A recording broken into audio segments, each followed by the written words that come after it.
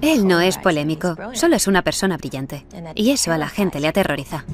Es el epítome del sueño americano, pero también es la viva representación de la pesadilla americana.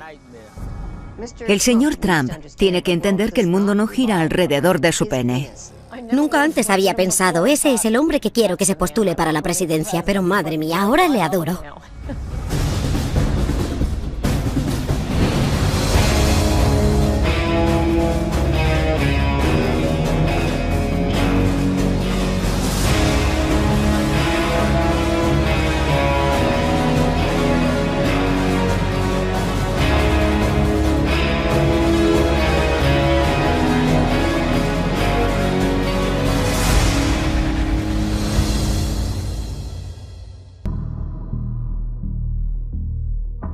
Cuando conocí a Donald Trump, estábamos en sus oficinas en el edificio Trump Tower, y lo primero que hizo fue enseñarme su despacho y me mostró todas las portadas de revistas de él mismo que tenía enmarcadas y colgadas en la pared.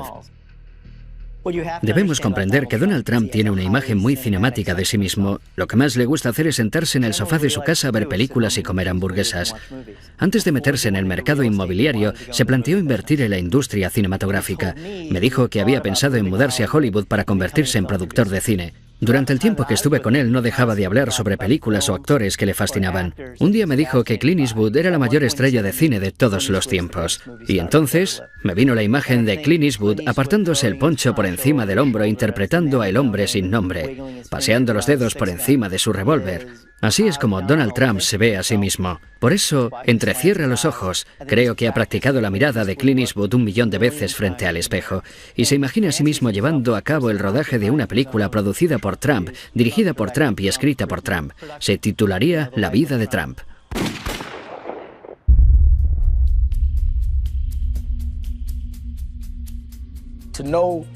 Los que conocen a Trump y están con él se convierten en espectadores de su autoindulgencia. Una vez viajé en helicóptero con Don King y Donald Trump y fue algo surrealista, porque me pasé todo el viaje callado, escuchando cómo se contaban el uno al otro lo grandiosos que eran. Y no lo digo como algo negativo, simplemente estaban promocionándose. Ni siquiera escuchaban lo que decía el otro, hablaban sin parar. Cuando llegamos a Atlantic City, dijo, sobrevolad el paseo marítimo, quiero que el reverendo Al vea mi imperio. Y entonces me dijo, soy el dueño de ese hotel y de ese otro, y me enseñó una zona donde pensaba construir el Trump Taj Mahal. Junto al paseo había una zona subdesarrollada, mayoritariamente ocupada por afroamericanos, y le pregunté, ¿y qué impacto tendrá eso en sus vidas? No respondió a la pregunta, lo único que hacía era fanfarronear y hablar. Recuerdo cuando empezó a ser muy conocido dentro del movimiento Beather. Él insistía en que Barack Obama había nacido en Kenia, con lo cual no estaba cualificado para ser presidente, porque según la Constitución, para serlo debe ser ciudadano estadounidense y haber nacido en el país. Donald Trump decía, no solo es extranjero, sino que es africano, no tiene derecho. Al final tuvimos una reunión con él en su despacho. Me dijo, no soy racista, simplemente tengo dudas sobre el presidente. Le pregunté, ¿qué dudas? Ya han demostrado claramente que nació en Hawái. Han presentado el certificado de nacimiento. No me lo creo, no podemos comprobar su autenticidad. ¿Comprobar su autenticidad? Le dije, señor Trump, usted está jugando con esta idea de que es diferente a nosotros y de que es africano. No ha hecho otra cosa más que divulgar acusaciones infundadas y gratuitas contra el presidente. Pero al final te das cuenta, así es Trump. Y siempre que te encuentres con él vas a recibir el mismo mensaje contradictorio. Por un lado, para algunos de sus simpatizantes, es el epítome del sueño americano. Pero también es la personificación de la pesadilla americana, porque es un tío que tiene todo el dinero del mundo, que puede hacer todo lo que quiera, pero no deja de atacar a los demás y es un resentido. Es como Archie Bunker de la serie All in the Family, pero con miles de millones de dólares. 1, 2, 3.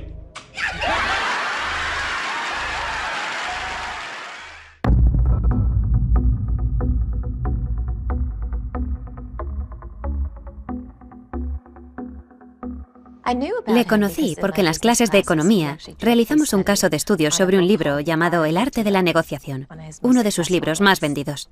Y me dejó fascinada, porque estaba lleno de códigos de tiempo. Era como repasar un día cualquiera en la vida de Donald Trump. Llamar a esta persona, llamar a esta otra, llamar a mi abogado. Se veía el funcionamiento interno de esta gran mente. Hablaba de cómo destruir a la competencia. Era tan provocativo. Él lo ve todo como una partida de ajedrez. Y yo soy una ávida jugadora de ajedrez. Mientras leía el libro no dejaba de pensar. Para él, todo es como una gran partida de ajedrez. Cuando oí hablar de The Apprentice, lo anunciaban como una entrevista de trabajo. Si tienes lo que hay que tener, si quieres vivir como yo, manda tu currículum para ser mi becaria. Y nos lanzamos de cabeza. ¿Quién no quiere ser multimillonario? ¿Quién no quiere vivir en el Trump Tower y tener un ejército de mayordomos a su disposición? Donald Trump es la mente más brillante del mundo en cuanto a marketing y técnicas de venta. No tiene rival. Ya era muy famoso, pero se ha acabado convirtiendo en una superestrella, como una estrella del rock.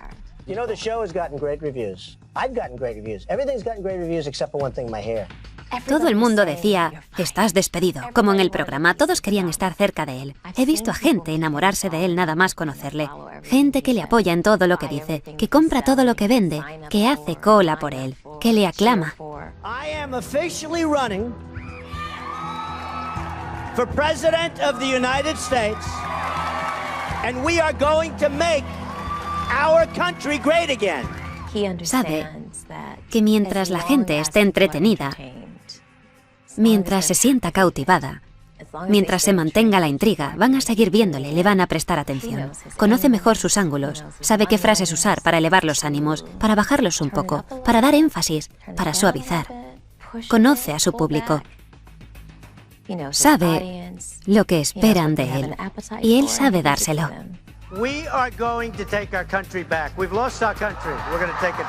Se ha convertido en un icono cultural. Creo que se ha vuelto adicto. Cada vez quiere ser más famoso, porque nunca es suficiente. Wow. Get those teleprompters out of here. We're going to have some fun, right?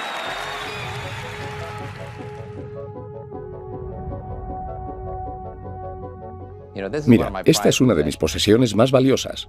De hecho, la guardo bajo llave. La Academia Militar de Nueva York fue el lugar donde Donald Trump se convirtió en líder por primera vez. Fue la primera vez que estuvo al mando de su propia compañía.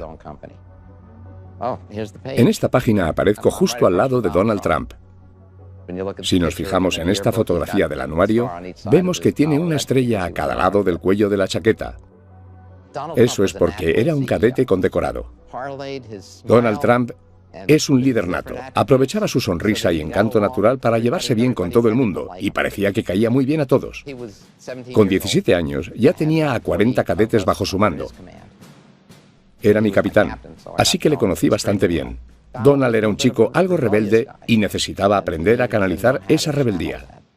Siempre me pareció un hombre con un objetivo muy claro, incluso por aquel entonces. Conseguía que todos cooperáramos para hacer lo que él quería. El sistema de valores que seguíamos era nunca mentir, engañar o robar a otros cadetes. Punto. No es que fuese una regla, era un código de honor que llevábamos dentro. Uno de los cadetes robó a otro. Le robó un mechero de gasolina. Se lo dije a Donald Trump y él dejó bien claro a todos que no quería que nadie hiciese nada, que nadie tomase represalias contra él, y todos le obedecimos. Donald le llevó a la oficina administrativa y expulsaron al cadete. Llevábamos una vida muy organizada. La corneta sonaba todos los días al alba. Teníamos que estar en formación 15 minutos después, listos para pasar revista. No podíamos ir a casa los fines de semana. Si teníamos suerte, nuestros padres venían a visitarnos el domingo y nos llevaban a comer fuera. Su madre y su padre venían a menudo. Eran estrictos pero cariñosos, especialmente su madre. Donald era muy conocido y muy querido. Se ganó el título de Casanova al final del año, y eso que ni siquiera había chicas en la escuela. He oído a Donald Trump decir que una de las mejores cosas que le han podido ocurrir en la vida es haber ido a NIMA, la Academia Militar de Nueva York. Los valores que asimilamos en ese entorno durante todo ese tiempo, sé que a Donald Trump le han marcado de por vida, al igual que a mí. El nudo de mi corbata es un doble Windsor. Es algo automático para nosotros. Es el nudo que hacíamos todos los días. Si Donald Trump lleva ahora mismo una corbata, la lleva con un doble Windsor. El Donald Trump que vemos hoy en la tele es el que ha sido siempre. No nos confundamos. Donald Trump proviene de una familia muy rica. No penséis en una familia rica cualquiera. Fred Trump amasó una fortuna de al menos 500 millones de dólares. La riqueza y las conexiones políticas de su padre fueron determinantes en el ascenso y éxito empresarial de Donald.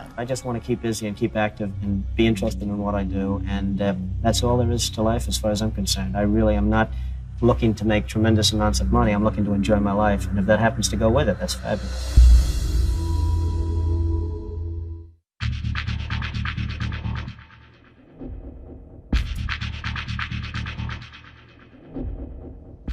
A lo largo de los años he tenido muchas reuniones con Donald Trump y durante esas conversaciones tenía la impresión de que él se veía a sí mismo como un forastero. Al principio creía que lo hacía para caerme en gracia, pero la verdad es que lo creía. Sentía que no formaba parte de lo que podíamos llamar la casta de sangre azul que dirigía Nueva York, que se había colado en ese entorno. Y su dinero, su glamour y la fama de su nombre nunca le hizo sentir que formaba parte del gremio del mercado inmobiliario. Él se sentía como un tío Queens, y no solo parecía querer colarse en ese mundo, sino también ridiculizarlo. Quería rebautizar todos los edificios con el nombre de Trump.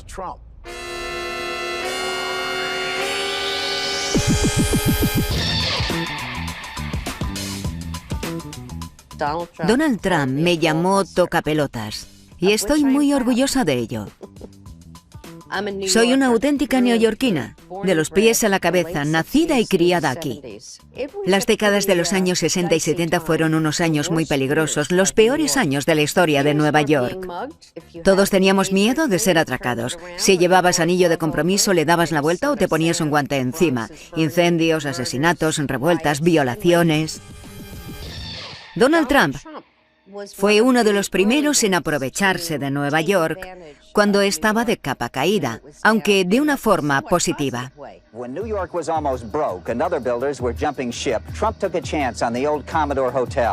Él entendió que Nueva York tenía problemas o que la cosa estaba a punto de cambiar y se lanzó de cabeza para aprovechar la oportunidad y hacer negocios. Entonces vino al West Side y se encontró con su propio Waterloo.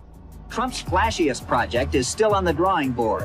He and architect Helmut Jahn want to build a giant complex of offices, apartments, and shops on a 13-block site along the Hudson River. Quería construir un muro de 20 metros a lo largo de West Side, en el cual debajo habría un aparcamiento de 9.000 plazas, un centro comercial de 185.000 metros cuadrados, sobre el cual se erigía un edificio de 150 pisos, el edificio más alto del mundo, flanqueado por otros 6 edificios que también estarían entre los más altos del mundo. Habría diezmado por completo toda la economía en varios kilómetros a la redonda, no solo en el West Side.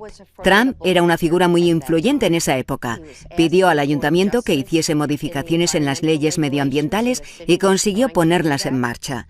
La idea de luchar contra Trump nació en la mesa de mi comedor, que es donde normalmente germinan las luchas populares. Organizábamos protestas, recogidas de firmas. Nos apoyaba Tony Randall, Paul Newman, Bill Moyers, Lauren Bacall.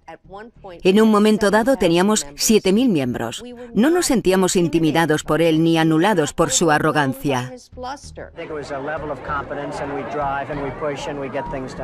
Teníamos una misión. Sabíamos lo que estábamos haciendo. Demandamos al ayuntamiento. Para ello, tuvimos que reunirnos con el gran Donald, que era tan arrogante como cabía esperar.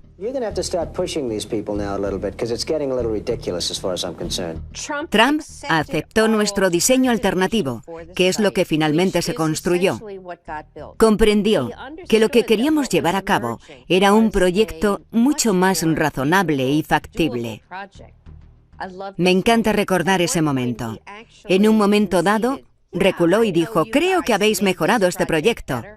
Le miré y le dije: «Donald, quiero que algún día lo reconozcas públicamente».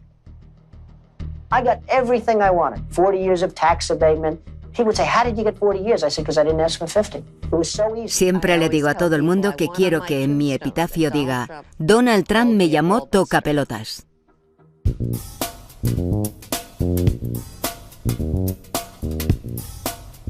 A los 21 me aceptaron en la Facultad de Medicina Cornell.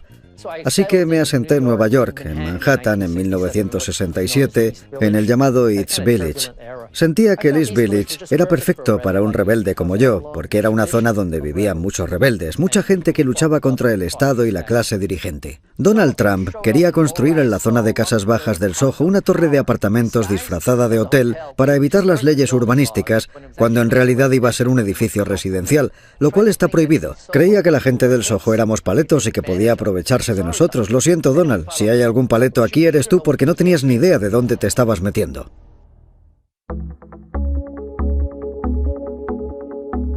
Nadie le impone nada a los vecinos de mi barrio. Nosotros somos los que decidimos qué queremos. Nadie puede decir qué es mejor para nosotros. Inmediatamente pusimos una demanda contra la construcción. Sabíamos que iba a ser un edificio residencial, no un hotel. ¿Quién compra apartamentos a $20.000 el metro cuadrado cuando hay una demanda interpuesta? Nadie, y así fue. Después de un tiempo no había vendido ni uno. De hecho, se inició la ejecución hipotecaria y se subastaron. Así que nos salimos con la nuestra. Queríamos un hotel y eso fue lo que conseguimos. Donald Trump no consiguió lo que quería, se quedó sin su edificio residencial. Solo consiguió quedarse en bancarrota. Trump, haz lo correcto. Sigue las leyes, no eres mejor que nadie.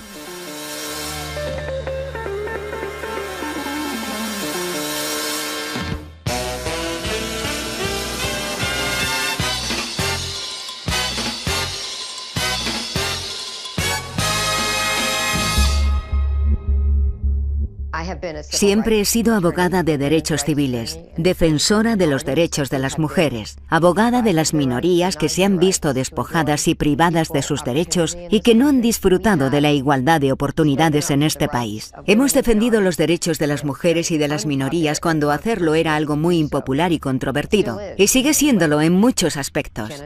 Jenna Talakova se inscribió en el concurso de belleza Miss Universo Canadá.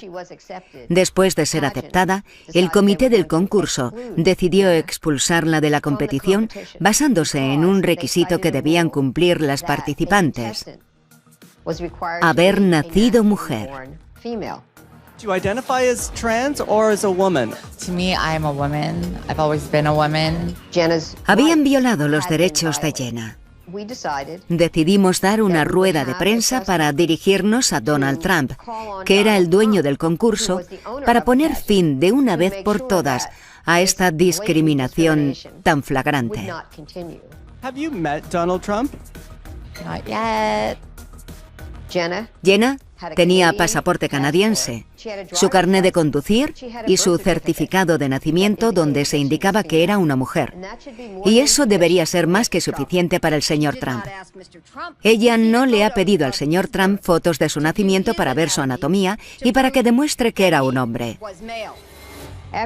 Después de dejar claro que no nos interesaban las fotos de su anatomía, el señor Trump llamó a TMZ para decir que seguramente me quedaría muy impresionada al ver su pene. Yo le respondí: no tengo una lupa suficientemente grande para ver algo tan pequeño. El señor Trump tiene que comprender que el mundo no gira alrededor de su pene ni del de nadie. Si alguna vez el mundo ha sido así, ya no lo es. A mí me pareció muy interesante porque me estaba insultando y atacándome directamente a mí. Esas cosas no me molestan porque el mensaje que yo entiendo es que he ganado la batalla y que tengo razón. Al final cedió. Creo que el señor Trump reconoció que en el fondo se trataba de un problema de derechos civiles. Pero al mismo tiempo había creado una cortina de humo para no admitirlo. Gloria got involved 2 days afterwards. The decision was already made, so she's obviously just in this for publicity. Had I known she was involved, maybe I wouldn't have made that decision because she's easy to beat. Pero lo irónico de todo esto es que 1 año o 2 después fuimos al canal Fox News y de pronto entró el señor Trump en la sala de espera donde estábamos sentados. Pensé, oh no me ha dado tiempo para preparar a mi cliente. ¿Qué va a decirle? ¿Qué va a hacer? Y se acercó, le presenté a mi cliente y él le dijo, tiene usted a la mejor abogada que podría encontrar. No cesa hasta conseguir su objetivo, así que nunca la despida porque no va a encontrar a nadie mejor. Y me sonrió, me estrechó la mano y se fue. Pero por otro lado, su discurso cuando estaba ante las cámaras era muy diferente. A lo mejor el verdadero Donald Trump es una mezcla de esas dos personalidades.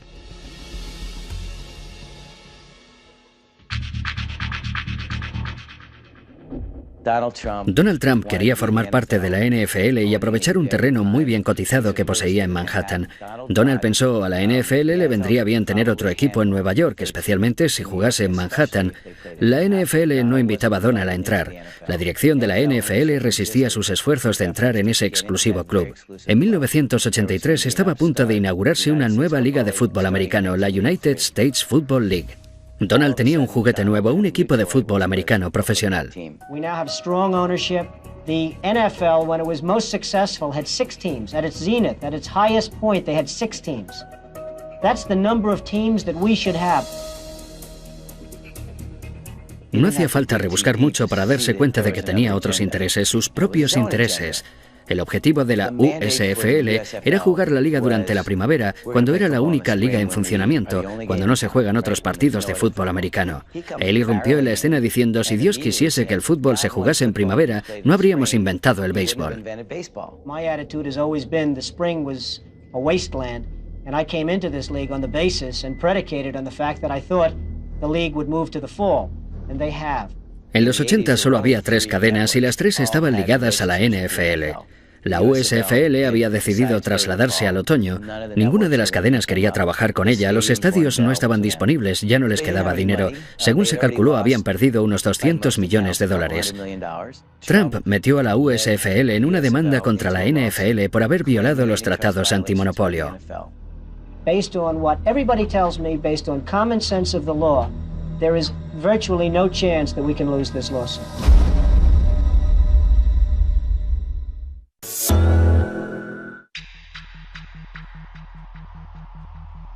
Sin duda la USFL ganó la batalla, pero perdió la guerra.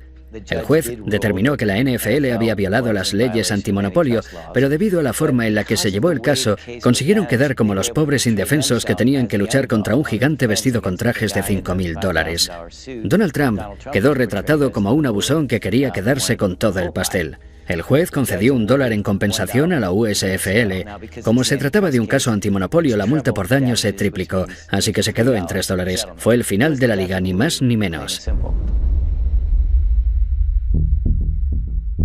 En 2009, la ESPN lanzó una serie llamada 30 for 30, una serie de documentales pionera. Los ejecutivos de la ESPN me pidieron que dirigiera un episodio y les contesté, bueno, solo me interesa si puedo hacer un episodio que se llame ¿Quién mató a la USFL? Ya sabéis a quién me refiero. Estuve detrás de Donald, pero se me resistió. Tenía un intermediario muy protector. Le mandaba cartas, emails, le llamaba constantemente, pero no obtuve ninguna respuesta. Después me pidieron hacer una entrevista para una serie llamada Sport Business Journal.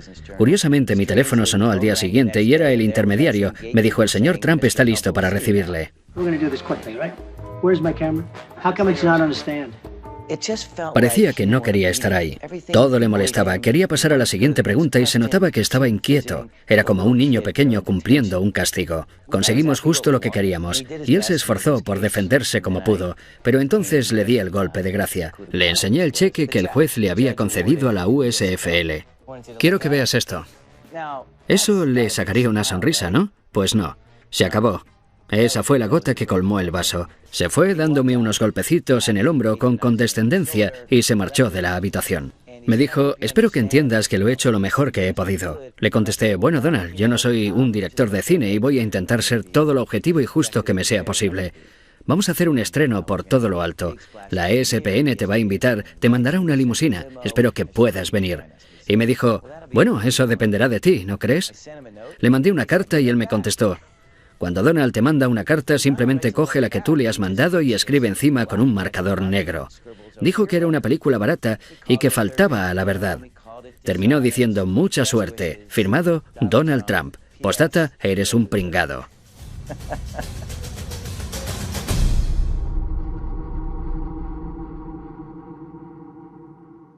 No iba a vivir en una vivienda de protección toda mi vida, y lo sabía porque mi madre nos permitía soñar, explorar y usar nuestra imaginación. A pesar de toda mi educación, la primera escuela en la que me gradué fue en la de la vida. Aprendí muy pronto que el mundo era duro y que tenía que ser más dura para sobrevivir. Fui a la Casa Blanca nada más terminar el máster y se me presentó la oportunidad de colaborar como voluntaria en la Convención Nacional del Partido Demócrata y de trabajar con una abogada de derechos civiles que se convirtió en mi mentora. Ella me ayudó a entrar en la Casa Blanca y a trabajar para el vicepresidente Al Gore. Después dejé la oficina de Al Gore y empecé a trabajar para Bill Clinton. Esa fue la época más convulsa de la Casa Blanca de los últimos tiempos. Hasta tuvimos una audiencia para la destitución del presidente. Por el amor de Dios, por decirlo de forma suave, acabé harta de la política. Mis compañeros de la Convención Nacional del Partido Demócrata me hablaron de The Apprentice. Ellos también eran muy ambiciosos y me comentaron que había un nuevo programa que Donald Trump iba a hacer con Mark Burney. No se lo dije a nadie, pero pensé, voy a presentarme al concurso. Donald Trump buscaba a alguien que luchase para convertirse en director ejecutivo de su compañía. Quería personas como él. Honestas, provocativas, agresivas. Sabía que mi presentación marcaría el tono de mi relación con Donald Trump y tenía que diferenciarme de los demás. Donald Trump no me intimidaba, pero el proceso sí. No había reglas claras. Se hacía lo que Donald Trump decía. Lo que a él le apeteciese en el momento. Era el que decidía quién se iba a casa, fuese justo o no. Era el programa de Donald Trump, y eso sí me intimidaba. Siempre que entraba en el despacho, sabía que me la estaba jugando. Porque cuanto más forzase la situación, más famosa me hacía. Cuanto más agresiva fuese, cuanto más discutiese, cuanto más pelease, cuanto más insultante fuese, más fama adquiría mi marca, más crecía mi nombre, más gente quería verme en la tele. Finalmente me dijo esa terrible frase: «Estás despedida», con la mano así. Mi ambición iba más allá del concurso. Yo estaba jugando a un juego dentro del juego. No solo quería que los espectadores de The Apprentice supiesen mi nombre, quería que el mundo entero me conociese. La gente suele preguntarme por Donald, sobre si es tal y como parece, cuando en realidad Donald está jugando a un juego dentro del juego. Y está ganando. Y cuando no gana, cambia de juego y la gente no sabe seguirle el ritmo. Él no es polémico, solo es una persona brillante. Y eso aterroriza a la gente. Donald J. Trump is calling for a total and complete shutdown of Muslims entering the United States until our country's representatives can figure out what the hell is going on. La gente está cansada. Está cansada de que los políticos les digan una cosa y luego hagan lo contrario. Pero confían en lo que él dice. La gente que apoya a Donald sabe que lo que dice es lo que va a hacer. Porque todo lo que ha dicho en el pasado lo ha hecho. We're bringing our jobs back, folks. We're bringing our jobs back. We're going to bring them back.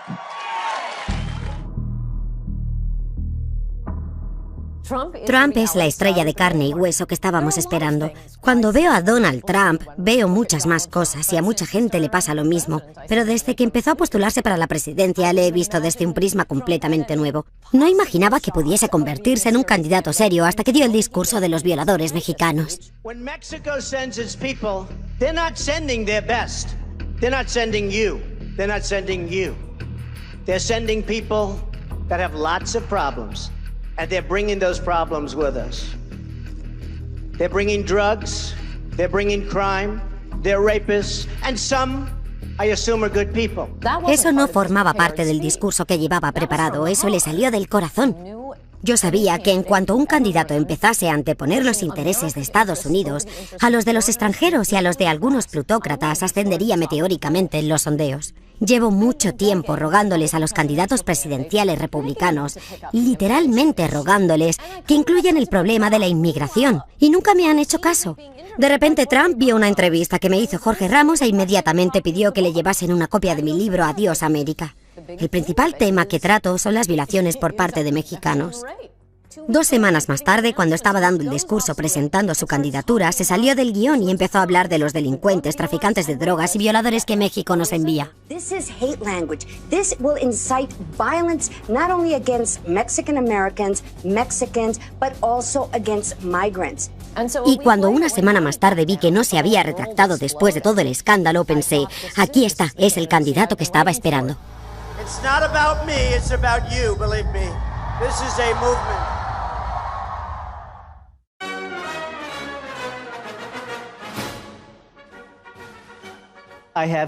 He pasado mucho tiempo con Donald Trump.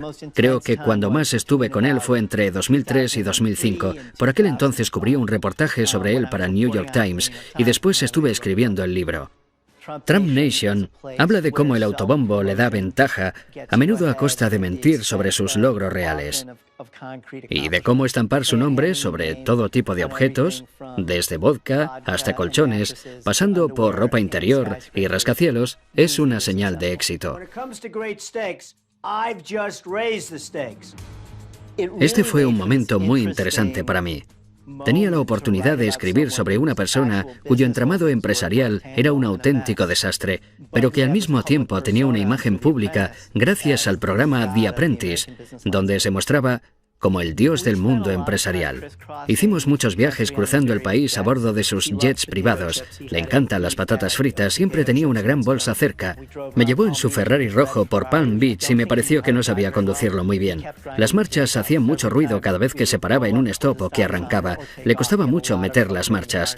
Le encantaba que estuviese escribiendo un libro sobre él y creo que pensaba que lo íbamos a escribir juntos. Me sorprendió que estuviese dispuesto a cooperar, pero después me dijo que si le criticaba en el libro, iría por mí personalmente y diría que soy un pirado y que soy escoria y toda esa letanía de insultos tan trillados que le gusta usar. Dan Rather's a loser. Rosie's basically a loser. He's obviously in love with Adolf Hitler in some form. Justo antes de publicar el libro, me pidió que le enviase la portada. Poco después de recibirla, me llamó y me dijo, me encanta, parezco Superman. Me encanta. Pero igualmente me demandó. Me demandó. Me puso una demanda por $5.000 millones que creo que es la mayor demanda interpuesta por difamación en la historia de Estados Unidos. Decía que le había hecho un daño irreparable a su reputación y a su solvencia para hacer negocios. Todo se basaba en 3 páginas del libro que se centraban en el valor de su red empresarial, y en ellas hablaba de que él contaba una historia totalmente descabellada y exagerada cuando decía cuánto dinero tenía. Es falso, nunca ha sido el mayor constructor de Nueva York desde ningún punto de vista, ni teniendo en cuenta el valor de sus propiedades ni la cantidad de metros cuadrados que posee. Yo estaba dispuesto a llevar a juicio la veracidad de los hechos de mi libro. Creo que él pensaba que mi editorial se iba a echar atrás. Cuando superó el shock inicial de saber que íbamos a litigar con todas nuestras armas contra él, se dio cuenta de que, como me estaba demandando por supuestamente mentir sobre su riqueza, tendría que enseñarnos todos los recibos de sus impuestos y sus libros de cuentas, y evidentemente nunca los había hecho públicos. Durante el juicio presentamos un recuento del valor de su red empresarial elaborado por uno de sus bancos. Deutsche Bank había valorado su entramado empresarial en 2005 en unos $788 millones, y por aquel entonces se le iba diciendo que tenía una fortuna de entre $5.000 y $6.000 millones. Al final contratamos a uno de los mejores abogados de Estados Unidos. Este le preguntó a Donald cómo había estimado el valor de su red empresarial. Y la respuesta de Donald fue básicamente, bueno, depende de cómo me sienta. Depende de cómo me sienta cada día y sobre todo depende de cómo me vea a mí mismo. Le plantamos cara a Donald, le quitamos la máscara para mostrar cómo era en realidad y perdió. Creo que su autoestima y su identidad están demasiado envueltas en esta fantasía de ser un megamillonario. Y en el fondo es una persona tan insegura que si no se muestra como una de las personas que merecen estar entre los 100 o los 200 primeros de la lista Forbes, no es nadie.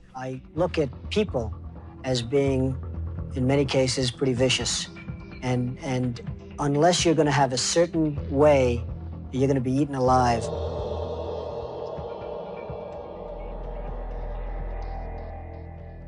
Politicians are supposed to make a lot of promises they don't intend to keep.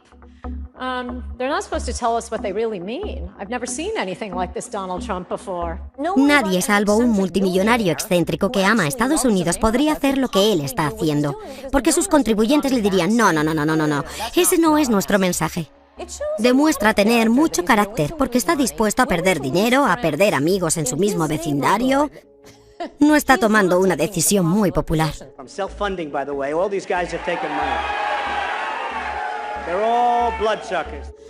Nunca antes había pensado, ese es el hombre que quiero que se postule para la presidencia, pero madre mía, ahora le adoro. Nunca había asistido a un evento político donde la gente estuviese tan feliz, porque por fin alguien hablaba sobre inmigración, sobre comercio y sobre proteger a los americanos, y además mandaba a tomar viento fresco a los medios de comunicación y a la corrección política. Los ciudadanos llevan mucho tiempo esperando que alguien se ponga de su lado en estos asuntos. En todos sus mítines, ¿cuál es la frase que despierta más ovaciones? Voy a levantar un muro. Todo el mundo se pone en pie al oírlo. Es cuando más le aplauden. Si nota que se está alargando demasiado, que la gente empieza a aburrirse, que dice algo que no gusta, si quiere ganárselos de nuevo, empieza a hablar del muro.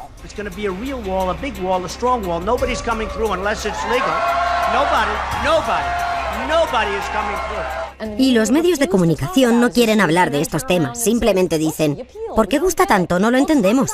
Pues hablad de los problemas reales. La candidatura de Donald Trump se basa en el colapso del sueño americano.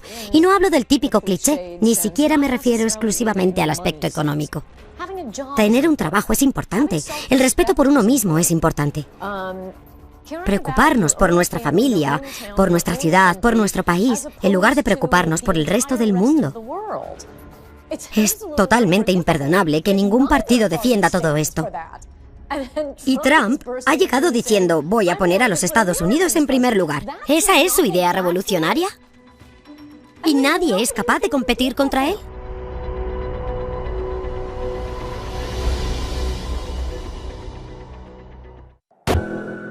We view this as war.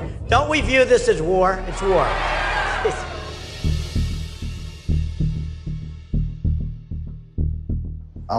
Gran parte del pueblo estadounidense está muy enfadado.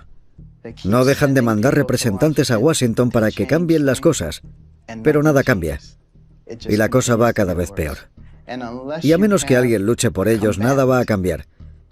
Estados Unidos es ahora igual que la Roma antigua. La ciudad se está desmoronando a nuestro alrededor y el pueblo solo quiere ir al Coliseo. Estamos en ese punto y Donald Trump resulta que lo ha comprendido. Muchos dicen que tiene que cambiar esa actitud y tiene que empezar a comportarse como un presidente. Pero lo cierto es que estamos siendo testigos de un combate de lucha libre y si no sabes comunicarte con el público de la lucha libre, no vas a llegar a ninguna parte. Da igual lo lógicos que sean tus argumentos. The world laughs at us. They won't be laughing if I'm president. Creo que el objetivo final de Donald Trump, cuando empezó a postularse para presidente, era desarrollar y afianzar influencias políticas y ganar más poder. Y creo que en algún momento, al ver todas esas masas y toda esa gente apoyándole, empezó a pensar, puedo ganar estas elecciones. Pero en el fondo no estoy convencido de que quiera ser presidente. Creo que si un día se despertase y tuviese que dirigir el país, para él sería una auténtica pesadilla, porque ni siquiera sabe dirigir su negocio correctamente.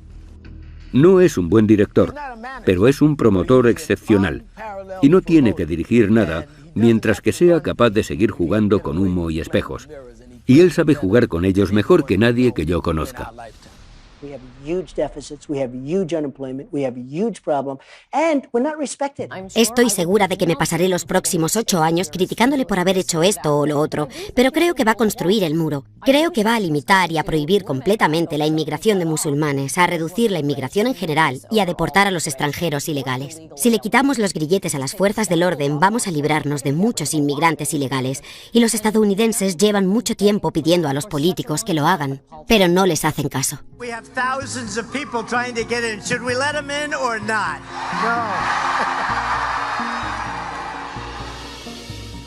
No me importa cuántas propiedades lleven su nombre. Dios le bendiga, que se haga todo lo rico que pueda. Pero las demás personas también tienen sus derechos. Cuando ataca a las minorías o a las mujeres a las que se les ha denegado sus derechos, da a entender muchas cosas sobre sí mismo.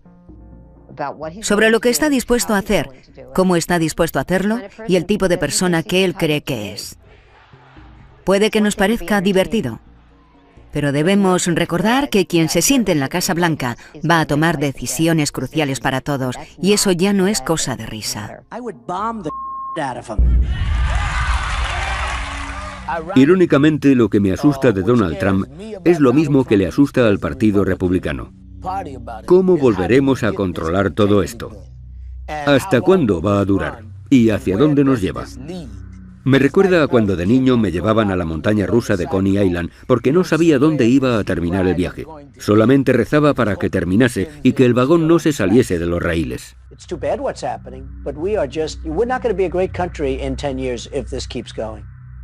La gente siempre me pregunta, si Donald ganara, ¿te irías con él a trabajar a la Casa Blanca? Y les digo, por supuesto. Creo que servir al país que amo es una oportunidad única que no puedo desaprovechar. Y además me gustan las armas y el dinero. Comercio, tesoro, defensa, exteriores, donde me necesite, señor Trump, ahí estaré. Lo peor que podéis hacer es subestimar a Donald Trump. Nunca, nunca subestiméis a Donald Trump. Creo que la Casa Blanca de Trump tendría unos 50 pisos de altura. Estaría pintada de dorado, instalaría luces intermitentes por toda la avenida Pensilvania. El Air Force One estaría incrustado de diamantes. La televisión emitiría más charlas del presidente junto a su chimenea de las que querríamos ver en toda nuestra vida. Aparte de eso, puede ser un buen presidente, pero cualquiera que piense que Donald Trump va a desaparecer está tremendamente equivocado.